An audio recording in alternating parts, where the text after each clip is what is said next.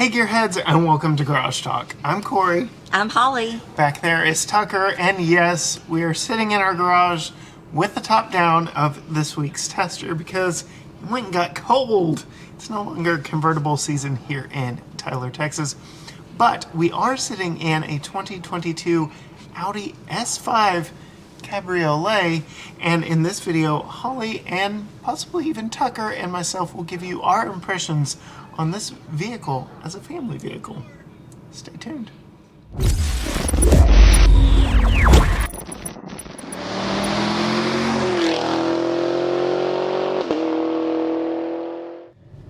All right, Holly, it's another one of those fun situations where I think you have more wheel time in a vehicle than I do. I do. As mentioned before, it went and got cold here, so we get to test this Cabriolet in a way that we don't normally get to with the top up. So we've previously tested the MX-5, though we did test that one with the top up. We drove it to Dallas. But the LC 500 from Lexus, couldn't pay you to put the top up on that one, I don't believe. But here we are. You've been driving this one around while I've been in La La Land doing some additional work there. Care to share your thoughts? Of course, that's what we're here for, right? Yes. I like the look of it. It's really nice. I like the green that it is. It's not a normal No, it is green. not. I don't think it's like a forest green. Yeah, I was going to say sage or army.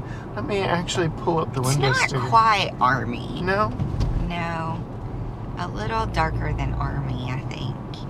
But I've seen some other colors and stuff on the road, and all of them I really like the different colors. There's some cuts on the hood that make it really nice. I like on ours all the brushed metal look. The tops of the mirrors, around the windshield, around the fog light bezels and the grille. Just kind of gives it a nice pop and contrast. And then also the lights, how they dance and flicker and sequentially turn. The name of this color is District Green Metallic. So, very interesting look. Definitely not like anything else on the road. In fact, while you and I were at the grocery store today, we got complimented on our very nice Audi. So, I've turned a couple of heads in the Audi, and I'm just not used to having a car that men look at, I guess. So when I'm driving down the road and there's a guy breaking his neck, I'm like, it's you, babe. It is. Trust me, it is not me, because I look at them and they're looking down the back of the car. I've had a couple of guys like ask about the car, and it's definitely not me, but it is a little like, what are they looking at? And then I'm like, oh yeah, I'm in this nice green Audi driving down the road. What are your thoughts on the convertible top from the outside? Does it flow? Is it cohesive? Or does it look kind of out of place and definitely need to be down all the time? Oh, no, I don't think it needs to be down all the time. Yeah. Do you think it looks out of place? Do some people think it looks out of place? Sometimes I think your questions are leading. No. So, some people think that convertibles only look good with the top down, and I know engineers and designers do a lot of work to make them look cohesive top up or down. So. No, and in fact, a couple of the other Audis, the same kind of Audi that we had seen, I don't even know if they were convertibles or not. Were they? Yeah. The red one that we saw? Yes. Yeah, I didn't even know that one was a convertible. So see, I guess that means like it's very cohesive. Yes. It's not loud. Like the road noise is not loud.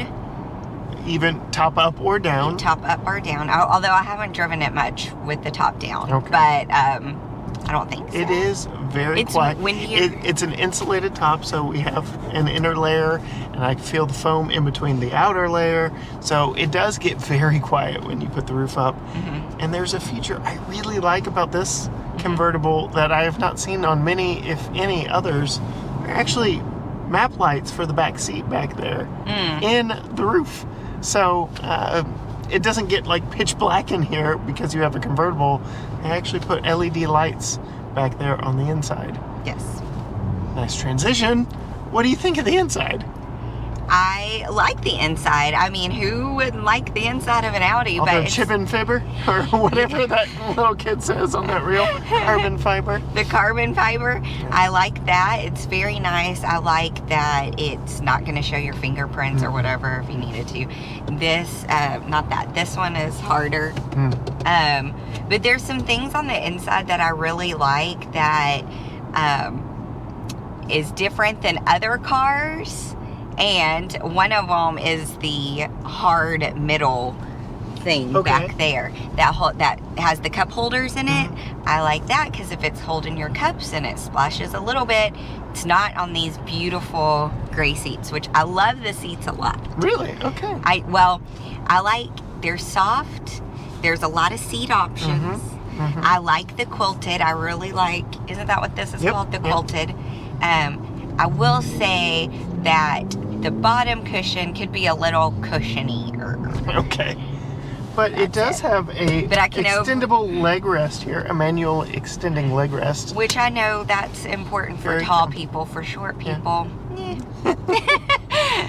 But you know, I can overlook the bottom cushion needing to be a little bit more cushiony since my back is being massaged and heated at the same time. Yep. So heated massaging seats both for you and I. No ventilating seats on this model, but very comfortable. The bolsters adjust and can hug you both over there and over here. So that was something that made me happy, that I could make my seat wrap around and hug me over here too.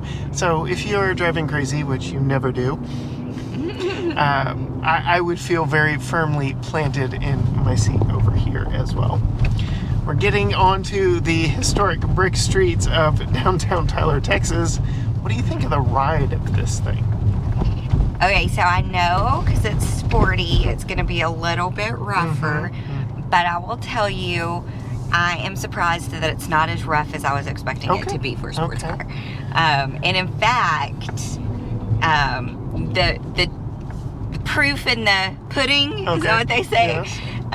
For me was there are a couple of big manholes over by where I used to live, and I always go around them because every time you go on them, it's like,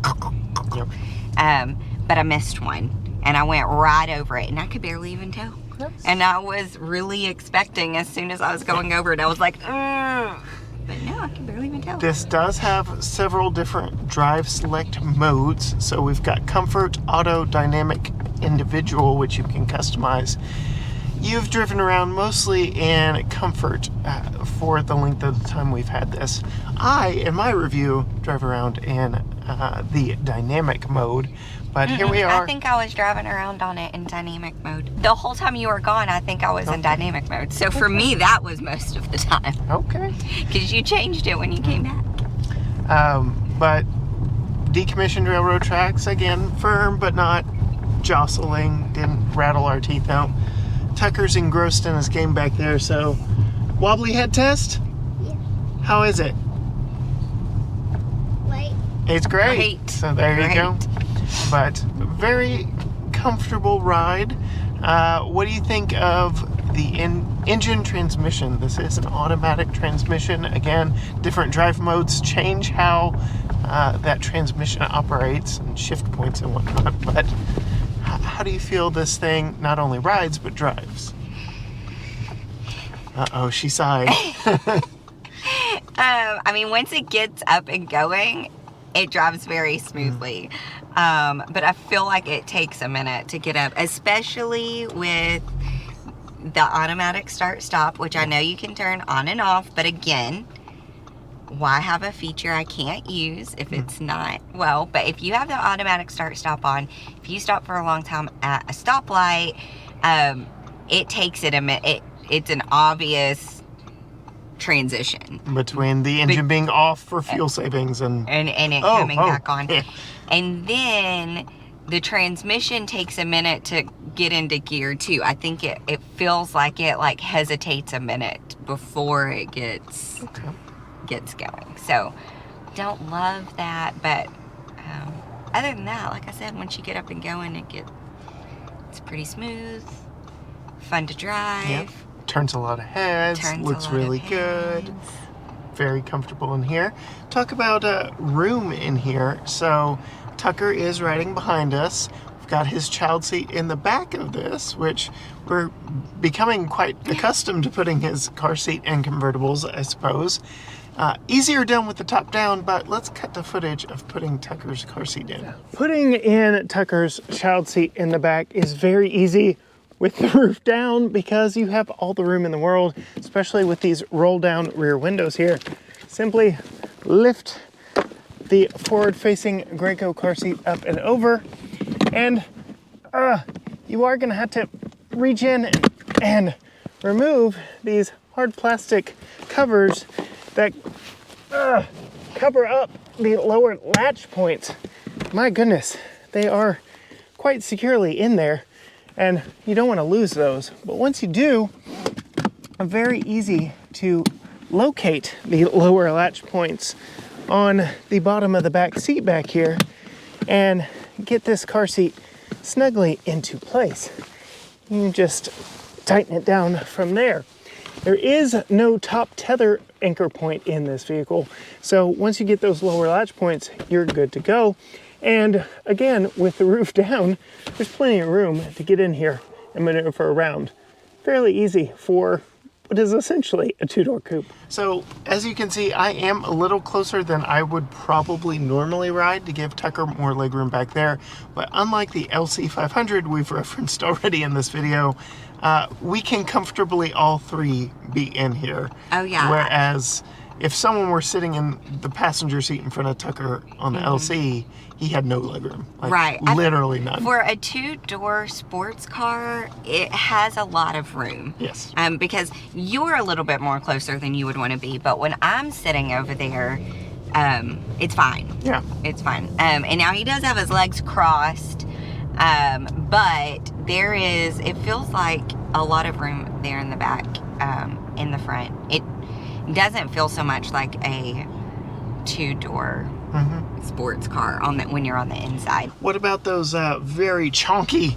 Chonky? Very chonky. Is that a professional term? Yes. I guess it would be the B pillar, since there is no B pillar in this, but technically the C pillar. But the convertible roof back there, how does that make visibility? Well, I can't hardly even look back that far, so... Fine for you? It's fine for me. It's mostly just the back window that's... We do have blind spot monitoring with lights on the inside of the exterior rearview mirrors. It's kind of a unique feature for vehicles we've tested thus far. What are your thoughts there versus being in the glass? 100% like it better. Yeah? A Yeah. little more obvious? It is a little bit more obvious.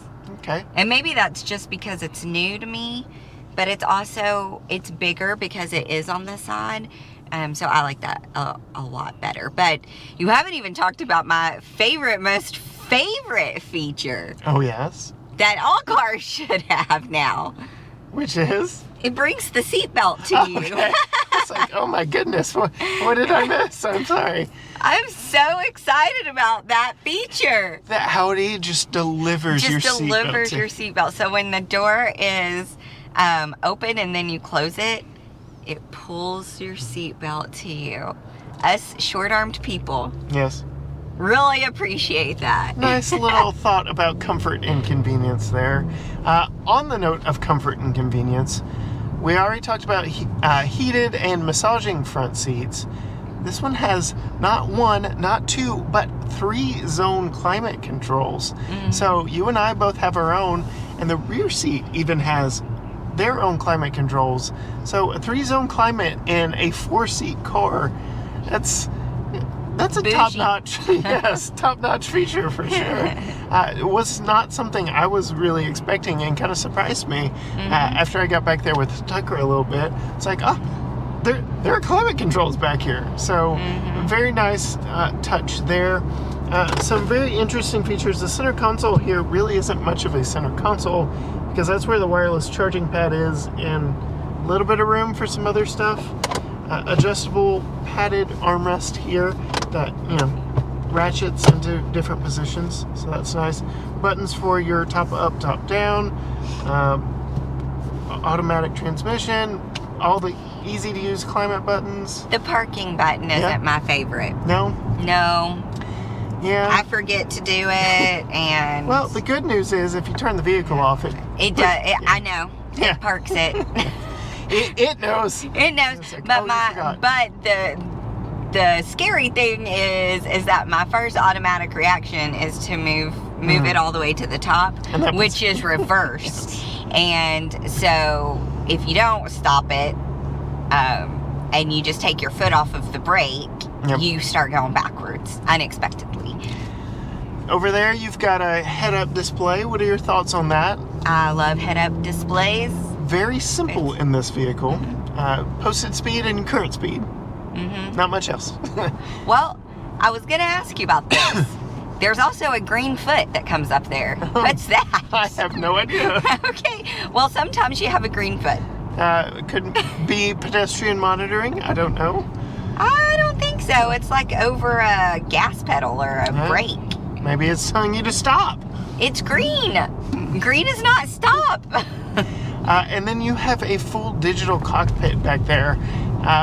Probably with a head-up display, you aren't using it too much, but what are your thoughts on the digital cockpit behind the steering wheel? There's a lot going on. Yes. I would really have to look at it to know to familiarize myself with what I'm looking at, but I just look at the head-up display. And it is customizable. You can do different things on there, but right now, left side we've got the long-term memory, or your trip computer. On the right side we've got the date and time. In the middle you've got your tack and speed.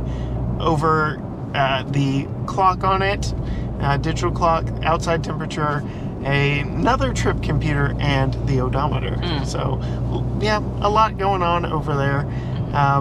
Which brings us to the steering wheel. You have strong opinions on steering wheels. I do. And thoughts on this one?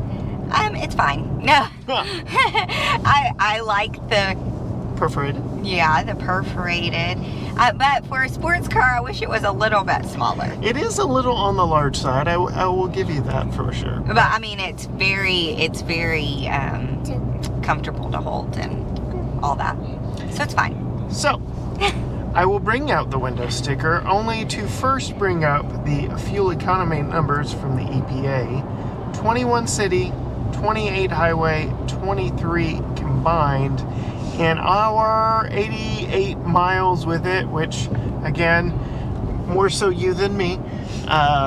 We are averaging 16.1, which is a little on the low side. Oh, I have only been doing city driving. Strictly city driving, so yes. A lot of stop and go, not a lot of really getting it out and stretching its legs, so to speak. But, I have stretched its legs. Oh yeah? Yeah. As much as I stretch. As much as you do. So on that note, 3-liter turbocharged V6 engine, 8-speed automatic, all-wheel drive, quattro all-wheel drive. So it's got that going for it, but brings us to, what do you feel the price tag is on this very luxurious, massaging, heated seat, cabriolet, room for 4? I already have. Audi S5. Wait. Since you said room for 4, I forgot there was one more roomy feature I was going to mention, and that's the trunk. Yes. It is a lot bigger than I thought. And it goes way in there. And the roof doesn't go in the trunk, does it? Does it take up trunk space? Yeah. We were able to do a pretty hefty Thanksgiving shop and fit all of our groceries there in the trunk. And 60/40 split bench rear seat that allows for a pass-through from the trunk. So even if you've got long items, you can stick them back here. Yeah.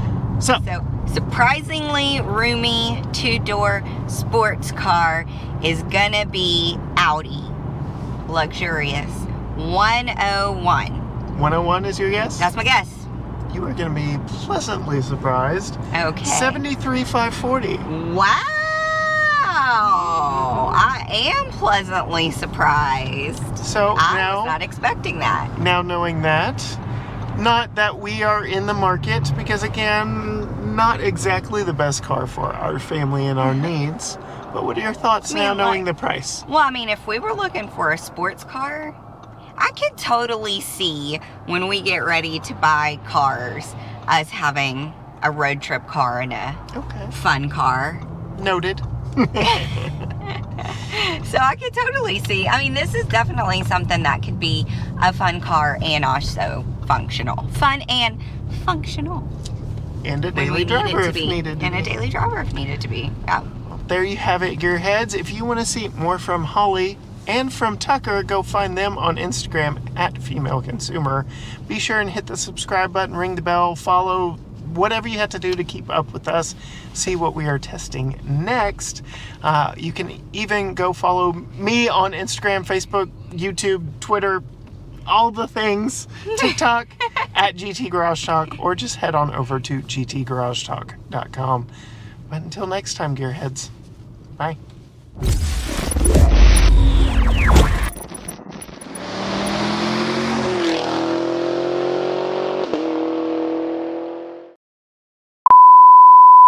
I am surprised this isn't closer to 100 with it being an Audi. Are we going to do it in our garage? Or you want me to back up? No, I'm going to make a joke about we're in our garage with the top down because it's freezing? Yes. It's quite a process. It takes a while. Alright. It's not actually on.